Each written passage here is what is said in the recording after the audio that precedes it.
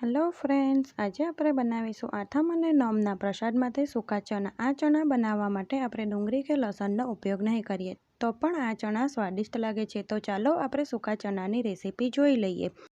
અહીં મેં અડધો કપ સૂકા ચણાને 6 થી 7 કલાક પાણીમાં પલાળી દીધા હતા। તો આપણા ચણા ખૂબ જ સરસ પલળી ગયા છે। આ ચણાને આપણે બાફી લઈશું। ચણાને કુકરમાં પાણી સાથે ઉમેરીશું। પછી તેમાં અડધી ચમચી મીઠું ઉમેરી મિક્સ કરી લઈશું।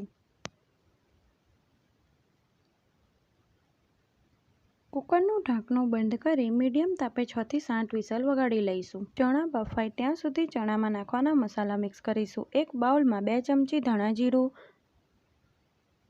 અડધી ચમચી મીઠું। ચણા બાફતી વખતે આપણે મીઠું ઉમેર્યું હતું એટલે ધ્યાન રાખી ઉમેરવું। અડધી ચમચી હળદર,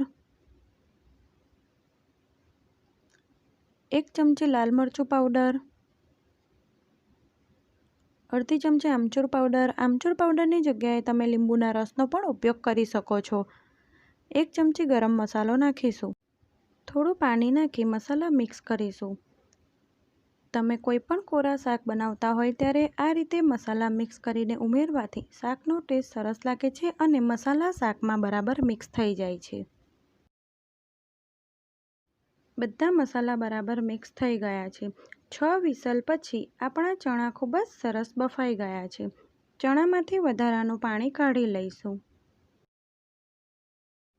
હવે આપણે ચણા બનાવીશું। એક પેન લઈ તેમાં 2 મોટી ચમચી તેલ ઉમેરી ગરમ થવા દઈશું। તેલ ગરમ થાય એટલે તેમાં અડધી ચમચી જીરું ઉમેરી થવા દઈશું। જીરું થાય એટલે તેમાં 1 નંગ સમારેલું લીલું મરચું નાખીશું। થોડો મીઠો લીમડો ઉમેરી ધીમા તાપે સાંતળી લઈશું।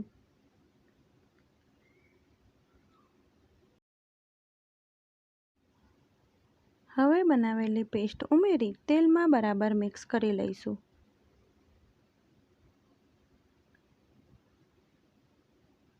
મસાલામાંથી તેલ છૂટું પડે ત્યાં સુધી ધીમા તાપે શેકી લઈશું। આ મસાલાને શેકાતા વધારે સમય લાગતો નથી। 2 મિનિટ પછી મસાલામાંથી તેલ છૂટું પડી ગયું છે। બાફેલા ચણા ઉમેરી બરાબર મિક્સ કરી લઈશું।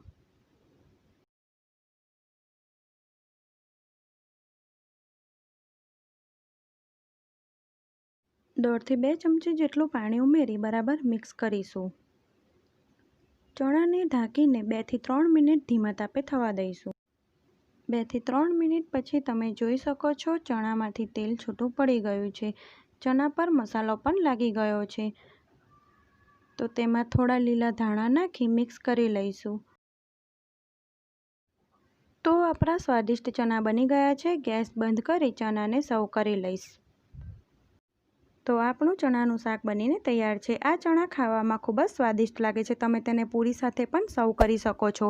જો તમને મારી રેસીપી પસંદ આવે તો લાઇક અને શેર કરજો। આવી નવી બીજી રેસીપી જોવા માટે મારી ચેનલને સબસ્ક્રાઈબ જરૂરથી કરજો। Thanks for watching.